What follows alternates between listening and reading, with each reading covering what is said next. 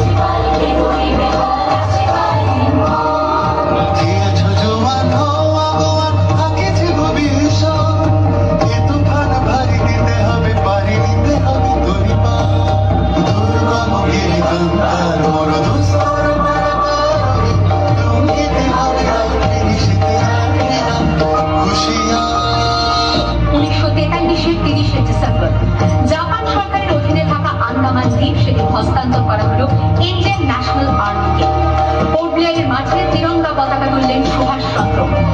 এটাই স্বাধীন ভারতের মাটিতে প্রথম তেরঙ্গা ঝান্ডা।